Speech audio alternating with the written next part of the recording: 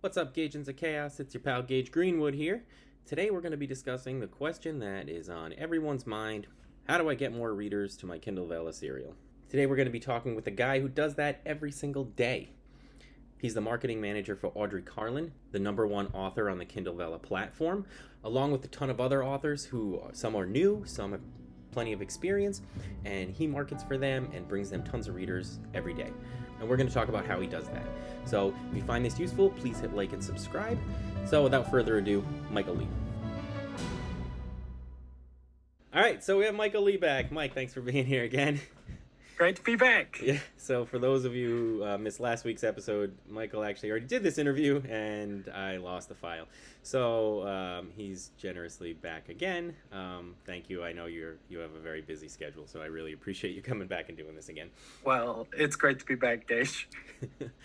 So before we get started, any questions, I want to just say that, and I know you see this too, whenever you're on one of the author pages or any of these Facebook groups that talk about Kindle Vella, the #1 question that comes up is, how do I get more readers? And that's usually followed up by a bunch of people saying there are no readers on Kindle Vella, they just don't exist, it's authors reading authors. But we have proof that that's not true, because we have authors like Callie Chase, who you represent, and E.A. Blackwell, Callie Thomas. There's just a bunch of authors on the page that they're not on the author pages, they're not asking for reads from other authors, and they're just killing it. They're getting reads all over the place. So that's what we want to talk about today. That's what we're going to discuss, and I think that you are the guy to go to for that. Well, I'd put you on that list too, Gage. I think there's a ton. There are a ton of new authors who are finding readers on this platform. It's in its infancy, so it's going to take time. Yeah. No. All right, so we're going to dive right in. The first question, we're going to go a little vague on this one, but pretend you're a new author and you're just starting out. You don't have anything else published. Kindle Vella is where you're starting. What should be the first step? What do you look at first in terms of getting yourself ready for an audience? Oh, so I'm trying to remember my last answer to this question. It was for a new author.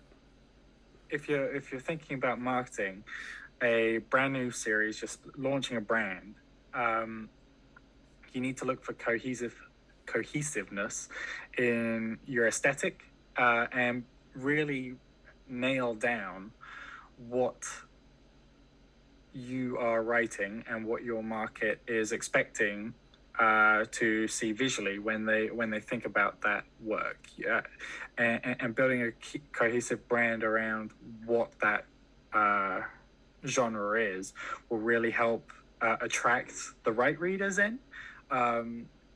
So a cover's a great place to start. If you're writing a sci-fi story, let's say, you're going to want to evoke in everything that you do that you are a sci-fi author.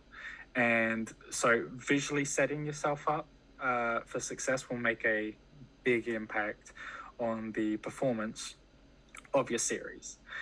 The second thing, when you're thinking about marketing, is it's a really broad span of topics. It isn't just limited to throwing money at Facebook ads or any other advertising platform and thinking you're going to be successful from that.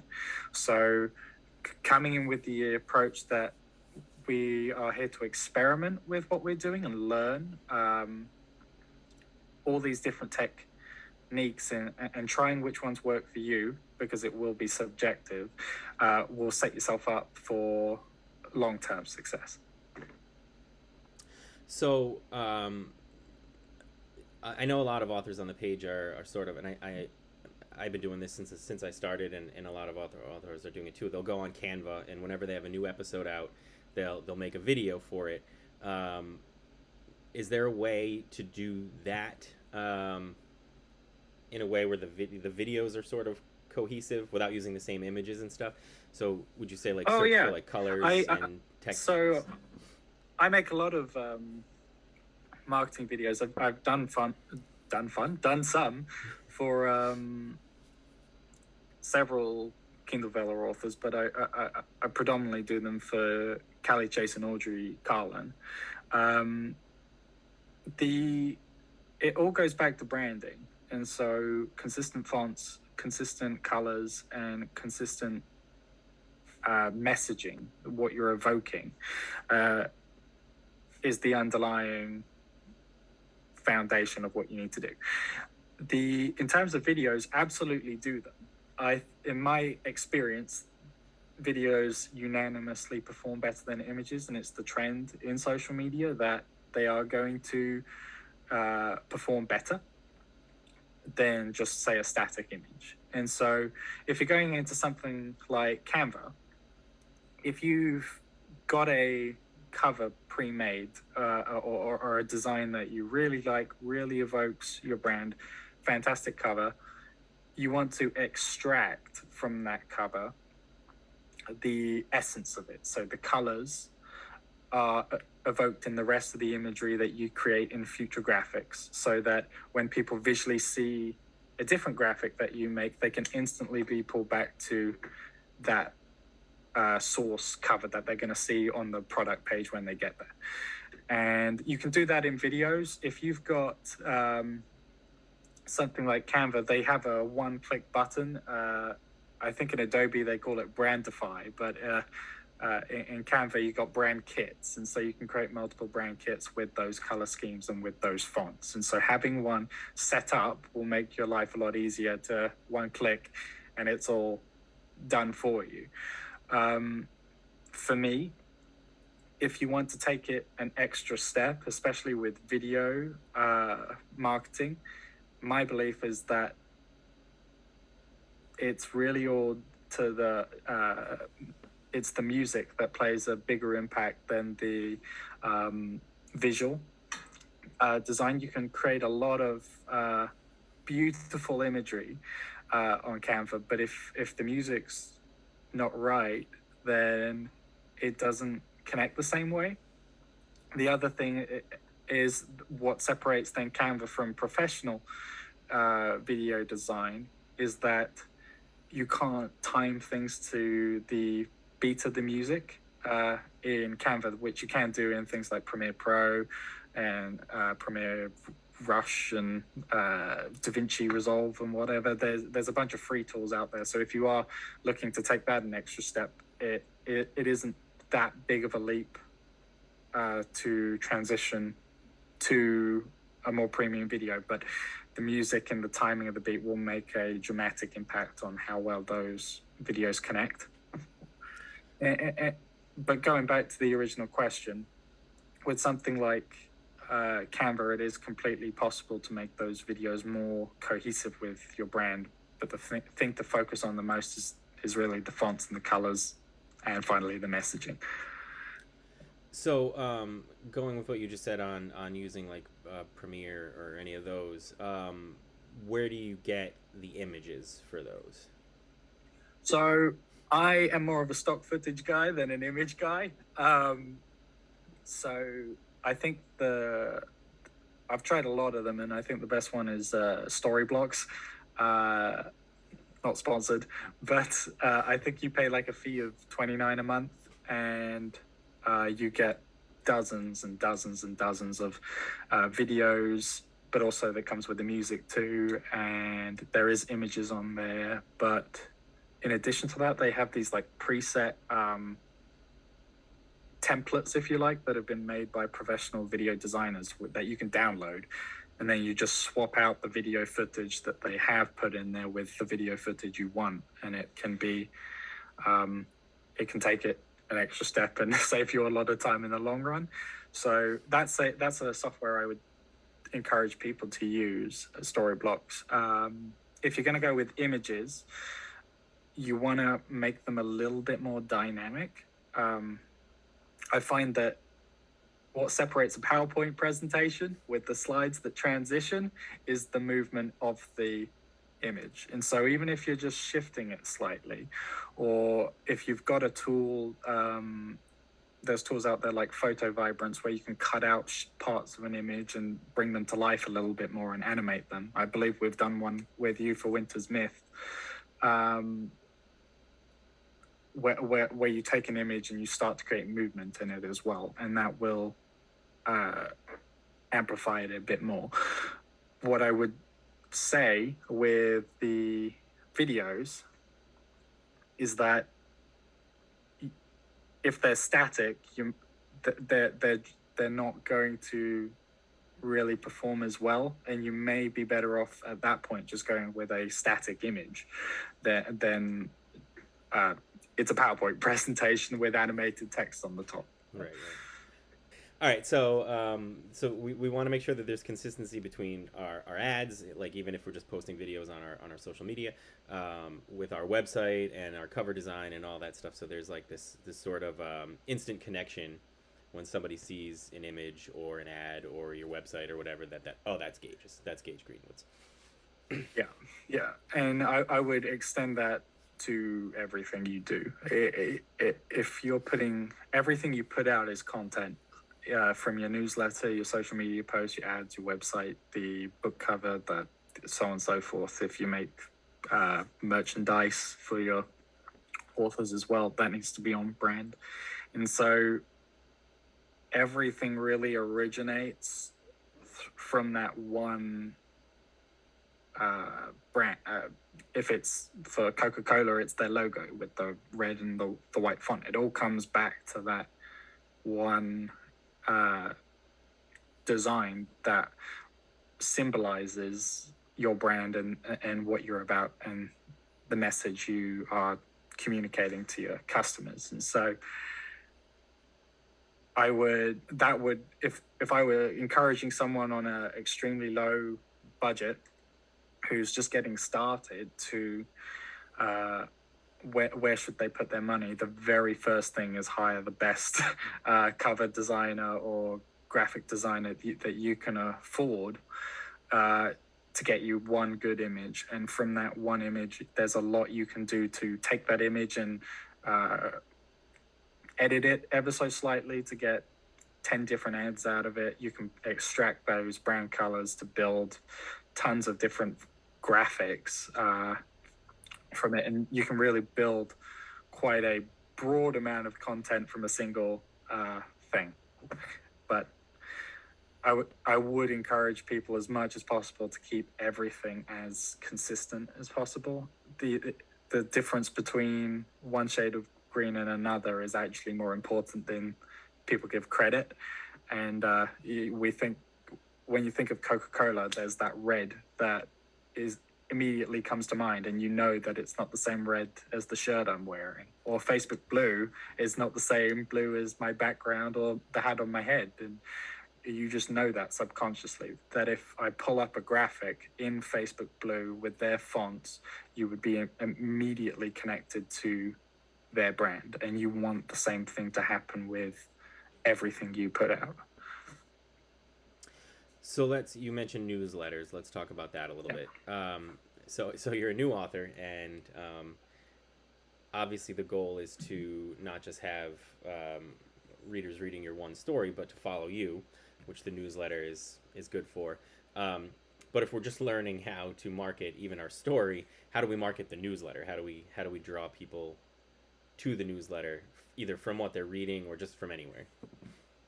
Yeah, so newsletters are a pretty explored topic in author communities. So there seems to be,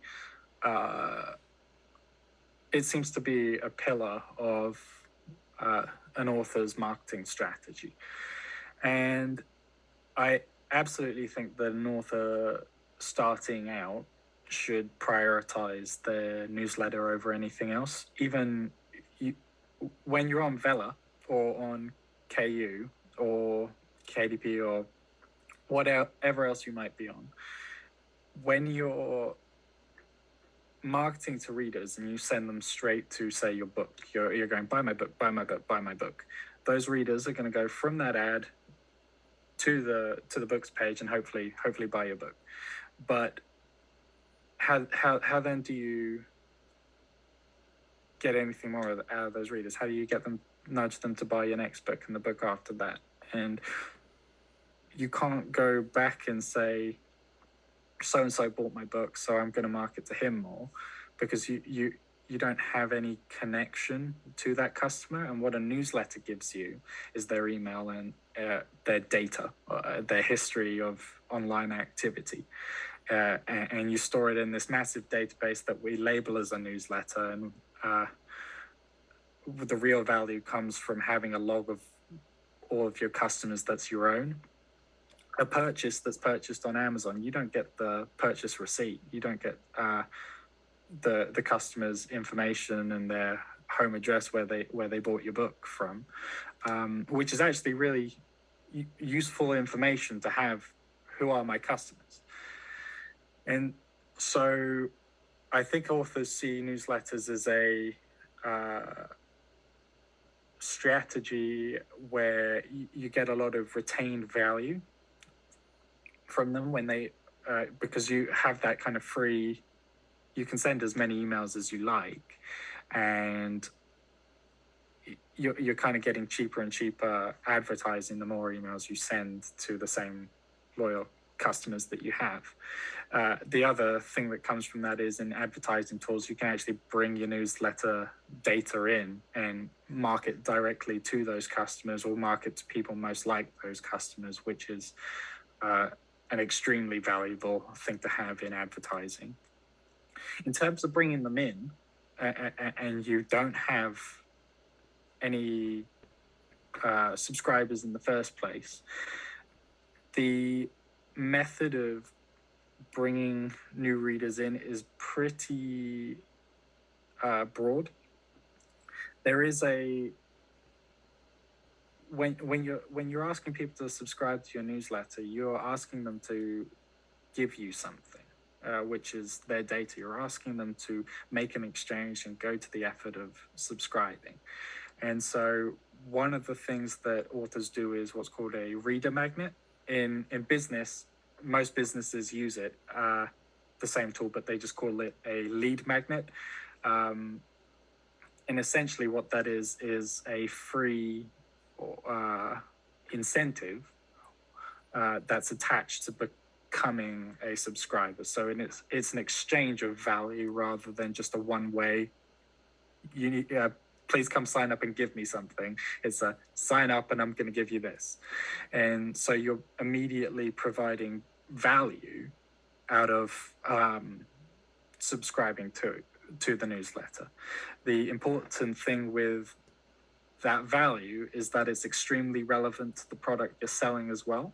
Because if you don't make it extremely relevant, then you're going to get people who subscribe who aren't necessarily interested in the future product that you want to sell to them. And so a good way to start is something like a free novel, novella, short story, or episode, prequel, all sorts of story content that is similar to the books you publish, so that people can almost sample your reading. And to be honest, you don't need to necessarily care how many people read it. You need to care that how many people you can bring into that newsletter who show the interest in reading it. Because once they've shown enough interest in what that is, then you know that they are probably going to be more likely to show interest in books or series that you are trying to sell them in future. And so that's probably the fundamental part of the newsletter. And then in terms of reaching out to new readers, there's tons of different ways to do it. Advertising is probably the most consistent way to generate the results and the most scalable way to generate the results. But if you don't have the budget for that, go into relevant groups where you expect your readers to be. Speak to other authors in the same genre as you and see if they're interested in cross-promoting to expand that list as well. But there's a dozen ways to do it, and try them all would be my advice. So it's authors actually make Facebook ads for their newsletter? Yeah, absolutely. I would talk your ear off about the best way to do that.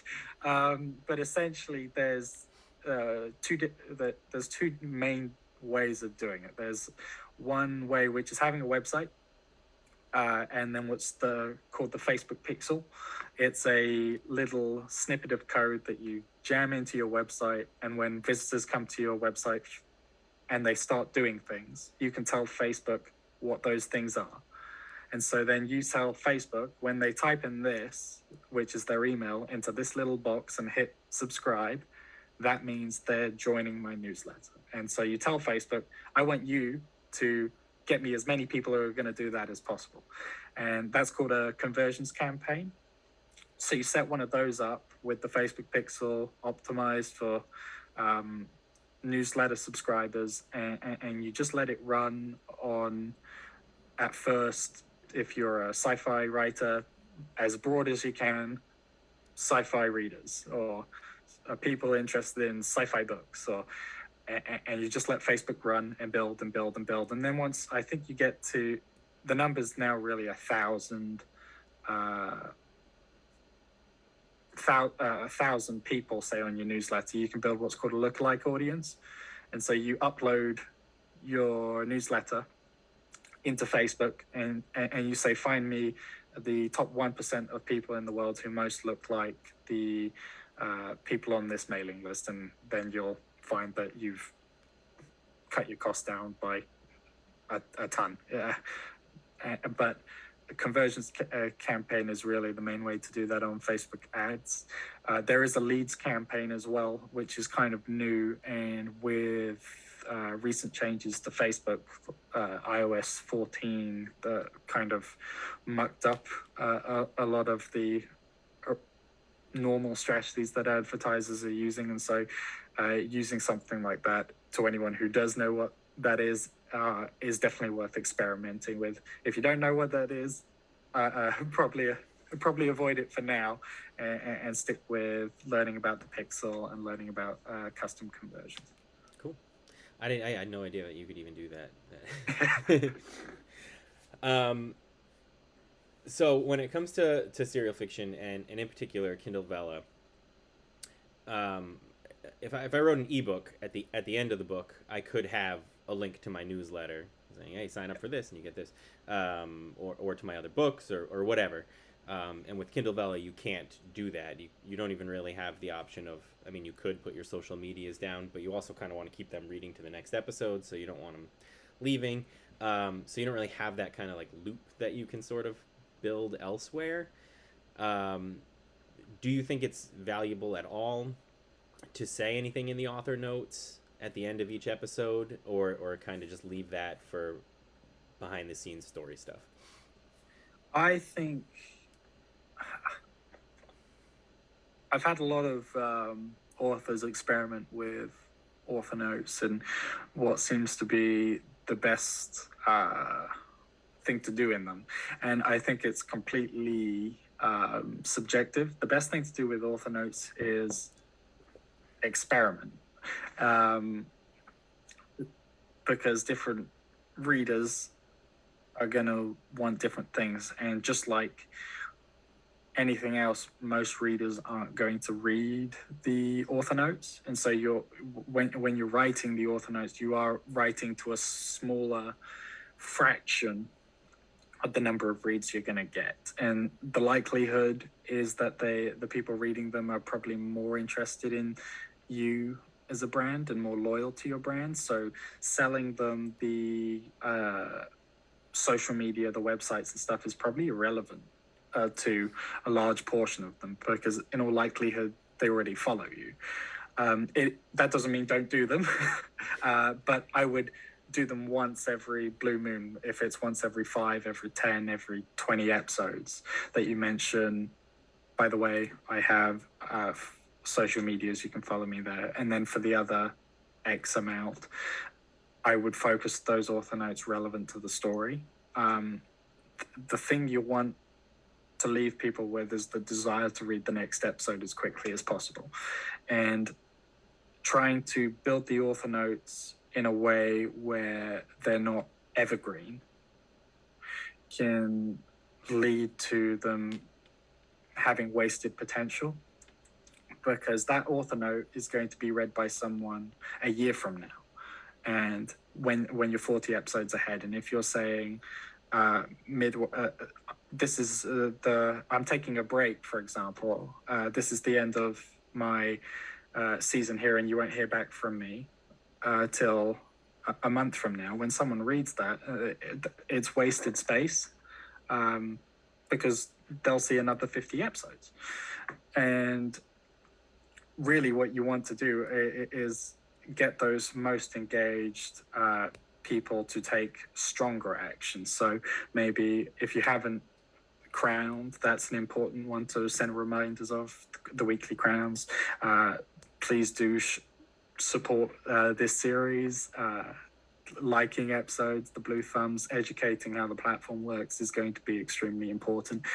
But then building, Callie Chase is one who does a great example of this, but she talks about future episodes to come, and like little spoilers, little teases of what to expect, so it can build the excitement that I want to read the very next episode because that sounds awesome. And that's going to be a much better driver of getting people to continue reading. Okay. So it's probably better to then use everything else to draw to Vella than to draw Vella to anything else. Correct. I would see if you're building a diagram, you're going to have your author brand right in the center of this little bubble. And then it's almost like a mind map. You've got your little branches that come out, and that's your different platforms. You've got Facebook, you've got your website, you've got Instagram, TikTok, YouTube. And then at the very, very, very furthest branch out, you've got all your products. That's the last stage you want them to get to.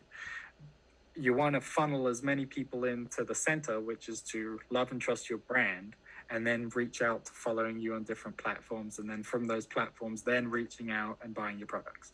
But focusing on it the other way, where they're starting at the thinnest branch and then getting to move in, is far less effective and efficient, and it'll end up costing you more in the long run. So I know we could do like 50 episodes on Facebook ads, so we won't do that, but I've seen a lot of authors saying that they've used them and it's been effective, and other authors saying that it's not working for them.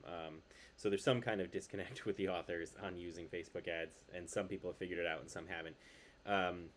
Is there any tips that you can give for someone just getting started out in Facebook ads? I know for me, like I looked at it, having never done them before. I used to be the vice president of a company, and we hired someone to do that for us, and he was very good at, like, because we hired somebody and they we were spending like thousands of dollars a month without really seeing much return on the investment. And then we shifted to a different guy, and he was spending way less money and getting more traffic in. way more. Yeah.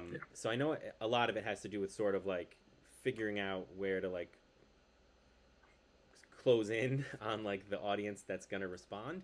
But I don't know how to do that. Like I look at the information, and it's like, oh, you want to target this person and this person, and I don't know if the more I'm putting in, is that making the audience less or is it making it bigger? Yeah.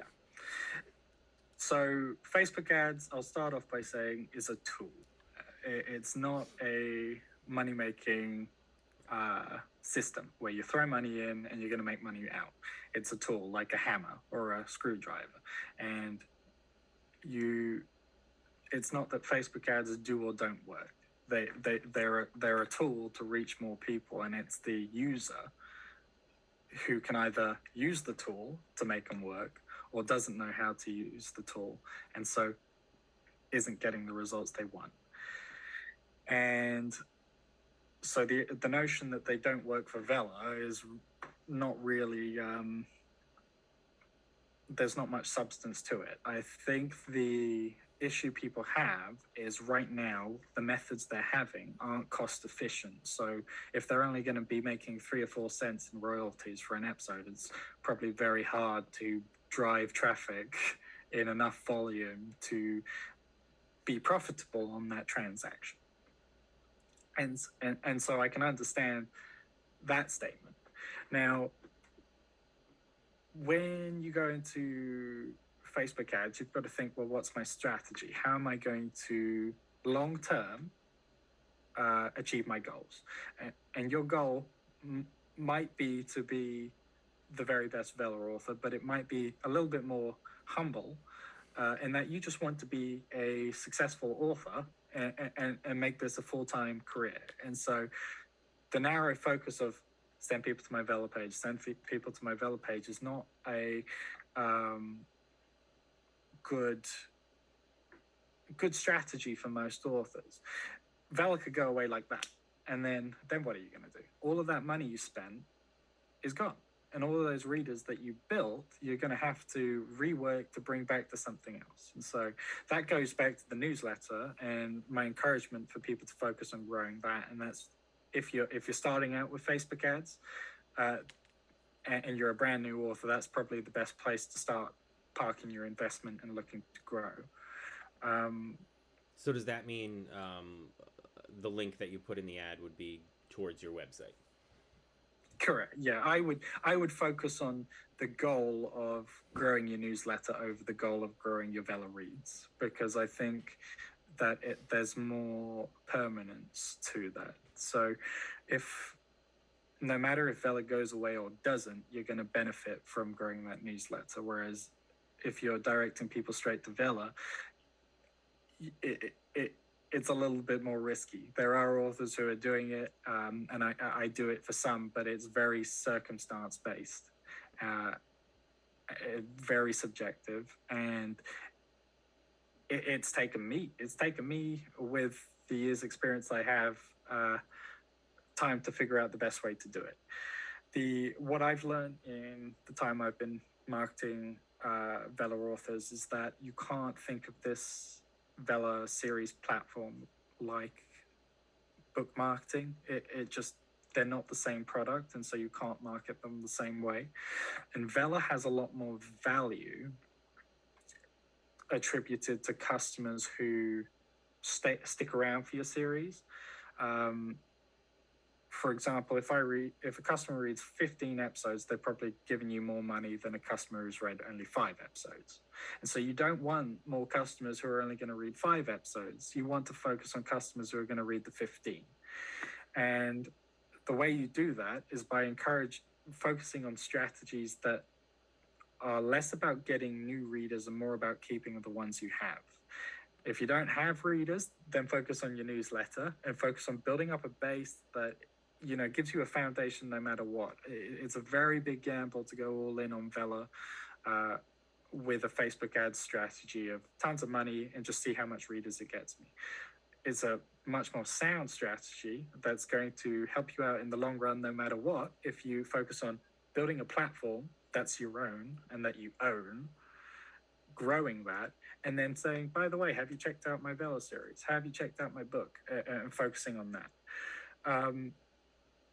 Then if you have the budget and you're probably looking to scale to number 1 on Vella, you then need to think about retention and how can I get as many readers to keep reading. And so ad strategies that focus on what's called omnipresence, this idea that Coca-Cola was and I'll refer to them in every ad talk I do, but they're the kings of omnipresence. And omnipresence is all about, it means all present, ever present.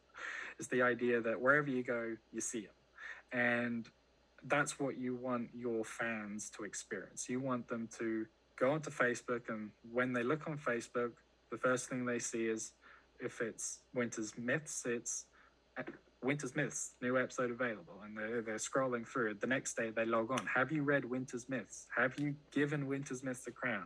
Have you made sure you've liked all those episodes? Are you following Winter's Myths? And you need to make sure that message is coming consistently, so that when what you want to focus on is readers at episode 15 go to episode 16, and as many of them do it as possible, and focus on how fast they do it as well. If they're waiting a week before they catch up, that's not good. You want them to be as current as you can get them, as many readers as you can get through. So the strategy changes depending on where you're at on Vella, and what your goals are. But if you're just starting out, don't focus on Vella. Focus on building yourself a brand that's your own. And if you're got a brand and you're looking to scale it, then you need to focus on, well, how do I keep those customers in the Vella circle? How do I keep them coming back and back and back? Not how do I bring more people in? It's 10 times more expensive to market to a new customer than it is an old customer. So focus on that. Okay. And that's a good point. So I publish my stories 3 times a week. A lot of authors that I'm friends with do even just 1 time a week. But you think we should be posting about it every day? On social, Yeah, yeah, on your channels, definitely. yeah.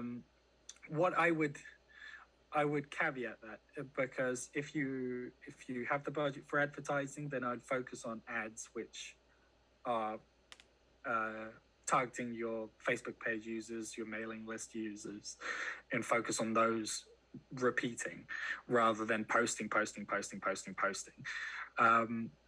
What you want your social media profile to be is posts that contain informative posts or entertainment posts. Those are the only 2 things you should be posting on platforms. If they're not informative, then they need to be entertaining. And if they're not entertaining, they need to be informative. And so an informative post could be product related, new episodes available, or this is I'm planning on writing this next episode and doing this, that, and the other. This is how I write episodes. This is my writing technique, yada, yada, yada. It's educational. And people will follow you for being an informative person. If you know what you're doing with Vella, like yourself, Gage, you're posting stuff that's informative, like these YouTube videos. And I'm sure there's a lot of people relevant to Vella who are listening to this video and other videos for information. If you're not doing that part, then you need to be entertaining. And so you got to focus on, well, how can I bring out the entertainment? And entertainment doesn't have to be funny, but it has to, it doesn't always, it depends on the genre you're in. So if you're a horror, you want to entertain people with stuff that horror writers are going to want, the scares, this is dark, and videos are great for that because they're highly engaging as well, and you can communicate a lot more in a video. But back to the question of posting updates all the time, yes and no. I would, if you've got the budget for it, focus on an ad strategy that does that for you, because it's less repetitive. Mm-hmm. And then keep your social media as genuine as possible, and so it's more personal. I think you don't want to be posting every day just promoting yourself, because people get tired of it. Yeah. You need to be sending messages at the same time, which are who you are as a brand and why you're not just trying to sell them something. So I'll use there's a guy named Al Chaput who his TikTok, I don't know if he's got a lot of followers or not, but he's a writer on Kindle Vella, and his posts are usually like him just dancing and being silly. But then once in a while, it's his Vella story. So would you say that that's more of... I like what you just said a little bit ago about being like, oh, this is my writing style and blah, blah, blah. And I don't think to do that, because in a way that is promoting your Vella without promoting their face. Yeah. Okay. Exactly. I think what you've got with what you mentioned with Al's TikTok and him dancing is a perfect example. I think there's plenty of authors who do it well. Naomi Alt with Chew is one that always comes to mind, where she made a post. She was going through horrible situation with the KDP support, and I think we've all been there at one point or another, where you're on the line with someone, and it's the back and forth of just trying to get a simple thing, or what you think is a simple thing, resolved as quickly as you can. And she decided to make something out of it that was brilliant. She made a video making fun, bringing her humor and personality out into this video, where she's really showing off her kind of brand, and that it's fun, and that's something you're interested in and you want to follow. I thought it was brilliant for authors as well to see. Because that's an entertaining post, and that's an author that I'm interested in. I'm not interested in a series that I've never heard of, has got its 21st episode out, and I don't mean to offend anyone with that, but why should I be interested? You need to show me that you're a human being that I can enjoy supporting. And the other one, Chris Opaki with Borgu. Yeah. I think that's a really clever way of bringing your characters out as well onto social media and bring the story out. And he does it in such a clever way that is entertaining. I love reading what Borgu's up to on social media, and he's an author I will follow and will support for that. And so he's creating posts which are very cleverly done to engage a following that's probably less likely to interact through something like advertising. I love the Borgu post. He just, like a New Year's Eve, and he just posts, Borgu wishes you a happy New Year's Eve. He hates you. He tells you to stop with the loud bangs, but But you'll read them. Every time, yeah. But if I'm not, and I might not be interested in reading Chris's series, but I'll read his posts for sure, because they're entertaining. Yeah. And that will bring him followers, and that will bring him relevant readers. Whereas if you're just shouting through the rooftops into the abyss that is social media, about a new episode being released, then how does that bring in new readers? It's an update. There's not a lot of substance there, and the only thing to really sell your series then is the cover and any snippet of text that you put into it. But you're going to lose people the minute they see that it's just an update for a series that they don't know about. Scroll past. So definitely see if you can be more creative with the way you market, and follow people like Naomi Altstew and Chris and Al Chaput on TikTok. Those are all great examples. Callie Chase and Audrey, they take their own approach, but it is also unique in its own way. So I'd be studying as much as you can, absorbing that for inspiration. So as you said, Kindle Vella could just stop being a thing tomorrow. But you're a data guy. You have amassed quite a collection of data, which, by the way, we'll get into this at the end. But you can find Michael Lee on a site called Book Genie, where he posts just tons and tons of data of information, and he not only posts the data, but he tells you why it's relevant and why you want to see that information and how you can utilize that for your own series. So using all the data that you have, what do you see as the direction for Vella moving forward? Where do you think it's going? And have you seen this method of rollout with Amazon before? I know KDP did like a slow rollout too, right? Where they, yeah. Yep. Well, it's funny you say I'm a data guy. I have a lot of spreadsheets for sure, and there's the stuff I put out publicly on places like Book Genie. which is such a small fraction of the stuff I put out. And then you've got the stuff which I share with clients like Audrey and Callie again, where you should check this out. It's interesting. It's something we can learn from. And then you've got the rest of the data that they're like, don't even show me that anymore. And so, yeah, I think my spreadsheets are endless at this point. But from looking at all of that, and I'm really, I've been listening to authors. I mean, in all of the channels they're online at, and I've discussed it with dozens now of authors over the consultations I do. But the platform is young, and in my experience of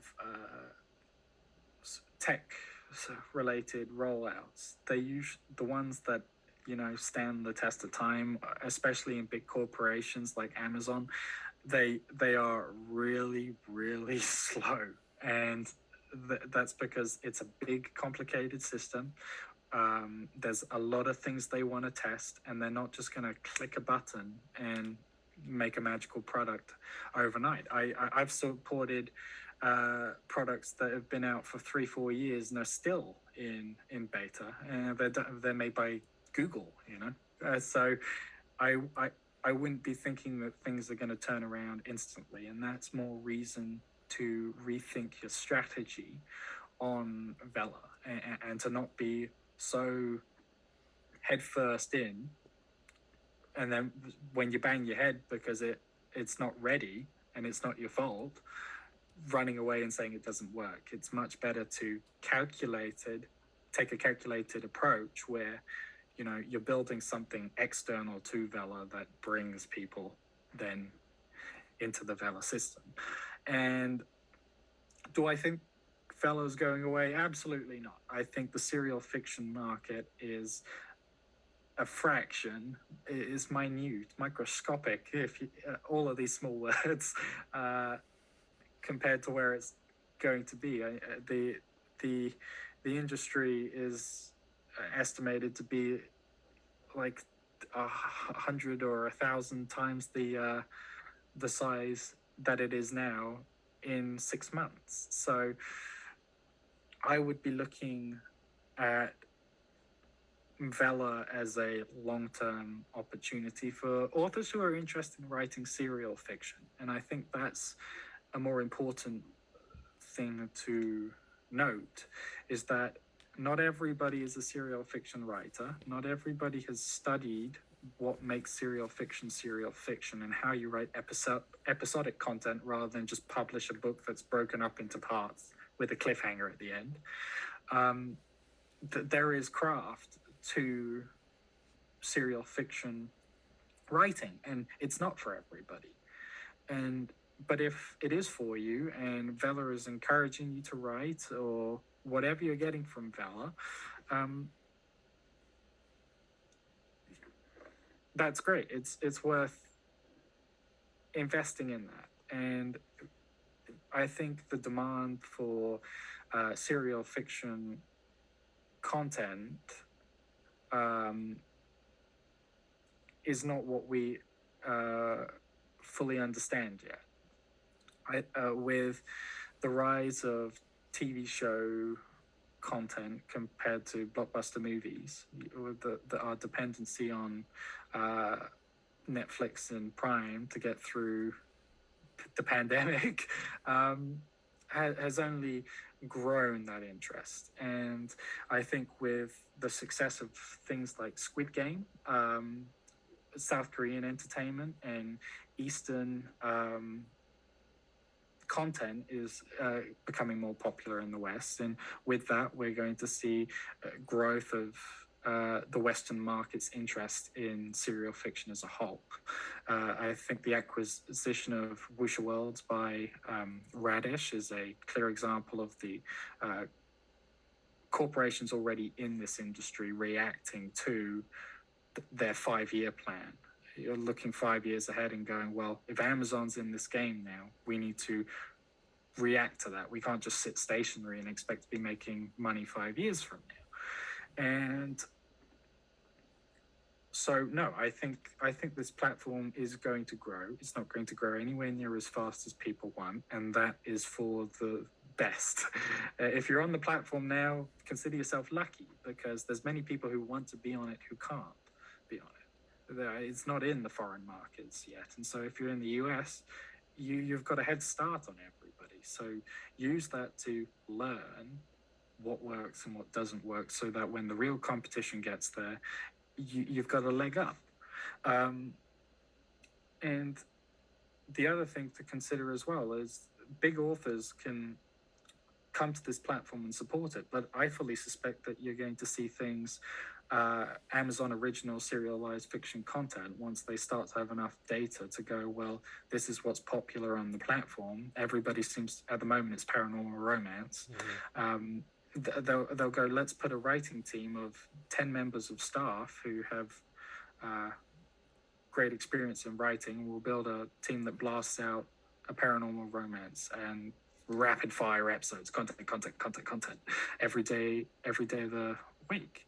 And I think people are thinking too small. The attitude on where the platform is at and how we fix it, I think, is extremely flawed. People want more organic exposure on the platform, but I think their way of what they're actually saying is, I want more readers, and I don't know how to do it, and Amazon's not helping me at all do it. And by suggesting like the addition of features like the completed stories, the new episode update features, let's add commenting, all of this and that, add more stuff, but don't add more substance for a consumer. And right now, I think the biggest issue with Kindle Vella is that it's extremely inconvenient for a reader who has never been on Kindle Vella before to adopt the product. You've got to be in the US. You've got to be on this device. It's not available on your Kindle. You've got to have your credit card linked if you want to buy those tokens, and you've got to make sure your country settings in the back are set to the right country. Otherwise, even if you're in the US, it's not going to work. And then you've got to learn that you have to crown your favorite series every week. You got to like the end of every episode. It just goes on and on. And then what's a follow? A follow notifies you, so you got to follow. It just builds and builds and builds and builds. So there's a lot of stuff, and honestly, I think it's a lot of waft at the moment. Yeah. Oh, sorry. No. Go on. I was actually just talking with a group of authors, and we were saying that how, when you put out an ebook, or like when I put out my short stories, it's pretty simple to go to your family and friends and say, this is what I have, go check it out. But on Kindle Vella, you have to not only teach them how the system works, but then there's the likes and the crowns, and I almost wish there wasn't crowns at all. I do too, personally. Just use like reads, give us the top 250 and who get the most reds. That'd be fine with me. Just one less thing for the reader to have to do. And that should be the approach that authors who want to see this platform succeed take. It should be focused on how do we make this the most convenient experience for the reader. And the first step is going to be reducing the amount of friction involved in becoming a reader. It should not take the amount of steps it does to get someone from hearing about your product to reading your product. And then after that, the amount of stuff that we do to grow this platform and make it fun and engaging, the things we add, like the likes, the follows, need to be minimal and highly relevant and focused in achieving the goal that we intend them to achieve. So the goal of the likes and the goal of the reviews and the goal of the crowns, they're all to sort of achieve the same thing, which is to encourage readers to come back and to develop a sense of relevancy of what series are the most popular on the platform. The problem is if you have 10 different ways of dictating what's the best, then what is the best series on the platform? And so I'd be encouraging them to take an approach where they start to reduce the amount of ways in which readers can support a series, to keep it consolidated and simple so that the learning curve is less steep. And then after that, the next way you increase convenience is something like audiobooks and additions to new devices before you go to the international base.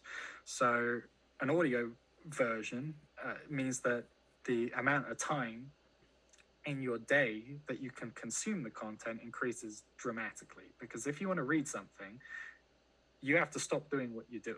You have to go sit down, open it up and read it, and it takes time out of your day. Whereas if it's audio, you can, I don't know, walk the dog, wash the dishes, pick your kid up from school and be listening to a short snippet of an episode.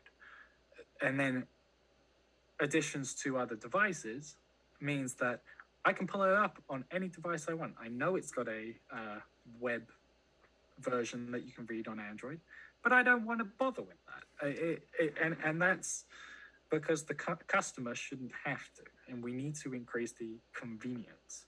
People shouldn't have to think, why isn't it on the Kindle app if it's Kindle Vella?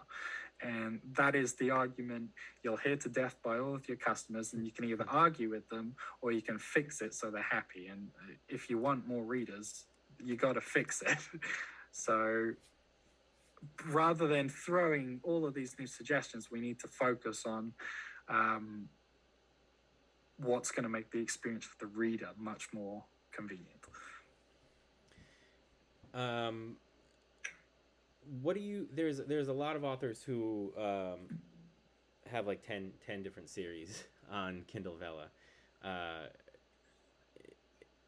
Is that a good strategy or is that a bad strategy? Should you throw as much content out as you can now while it's new and there's not that competition on there, or is it better to focus on one?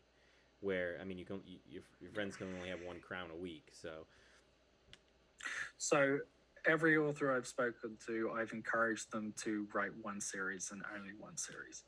And if you're writing 10, you need to figure out which one's getting you the most reads and then focus on that, because very few authors, unless you're already in the top spots, are going to be able to manage and support two series with enough volume to generate if your goal is to be competitive, that is. You're not going to be able to generate enough reads to sustain that momentum. And so the like system right now is purely based on how many episodes you have and how many readers you have as a combination, and they have equal value. So a series that has only one reader and writes 500 episodes, let's say, something huge, is equally as successful as a series that has 500 readers but only one episode out. They're the exact same in terms of like count. And we can all say like count doesn't matter. We know this, that, and the other. But when a reader comes to the platform and they see something that has 500 likes against it, they're going to look at that a lot better than something with 300. So it definitely matters. And if the other thing is crowns, which is even more affected by splitting your series. So if you have 50 readers, that's 50 crowns you could get every week. And if you write two series, you're only going to get 25 crowns. Best case scenario, 25 crowns to both series. If you have one series, ideally you'd be getting 50 crowns on that series. And so when you're looking at the crown ranking, you've doubled your results by halving the amount of content you're producing. When you come to advertise, you're advertising two things, so you're doubling your cost there. Or you could market one thing, focus on making it as good as you can get it, and seeing how high you can get with that, and that will generate you more organic exposure as a result, and you'll build more credibility as an author that way. I get the approach to want to get as much content out there as fast, but if your goal is to be competitive and you're not generating reads right now, then you need to first prioritize quality over quantity. And that really only comes from doing single series. Right now, the Audrey Carlin and Callie Chase and they only have the one series. Now in the future we may look to split that to 2 series or 3 series, but only once we truly believe that we already have got the one series to its peak that we can afford to take the risk on a second series, if that makes sense. Yeah. I think that's all the questions that I have, but I wanted to, before we go, I want you to tell everyone a little bit about Book Genie, and what that's all about. Well, I appreciate that. So, Book Genie is mine and a Callie Chase's online platform. It's designed for authors as a community with online courses, workshops, and events, all focused on what it means to be a writer. And we teach marketing, we teach craft, we teach editing, we help with websites, newsletters, the lot, and try to provide professional advice. It came from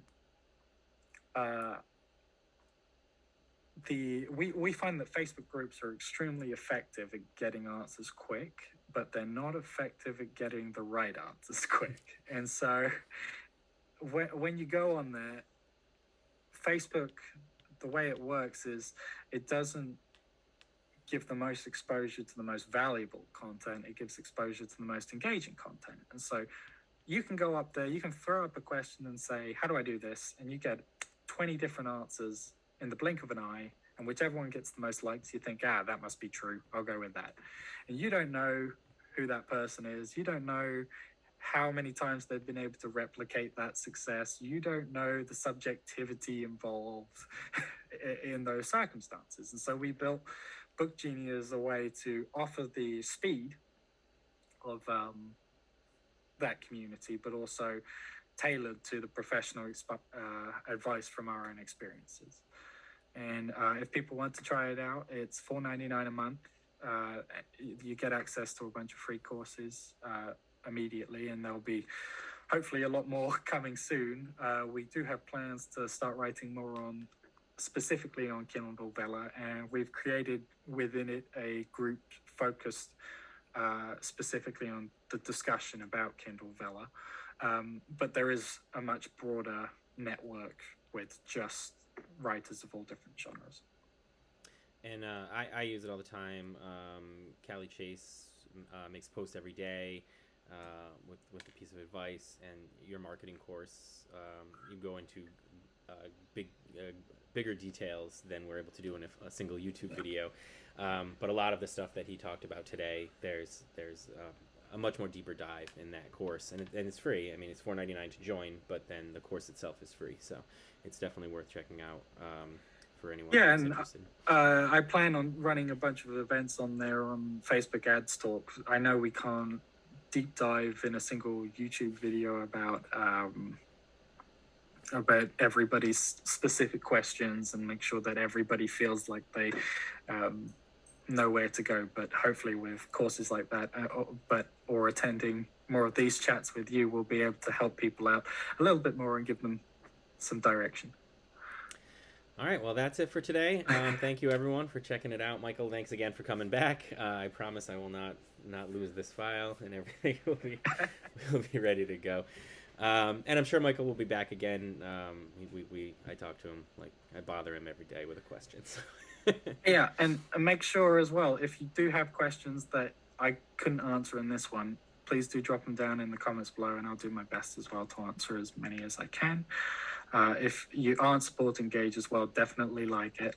Definitely like, subscribe, hit those bells, because he's doing fantastic work with this channel. Thank you. And in the description, I'll have a link to Book Genie, and some of the serials that we mentioned in here. I'll put Audrey's and Callie Chase and mine, and along with a bunch of other resources. I know you mentioned. I already forgot the story blocks. Was that the name of it? Yeah, story I'll put blocks. that in That's in the links too. So thank you everyone, and like you said, hit like and subscribe. See you next week.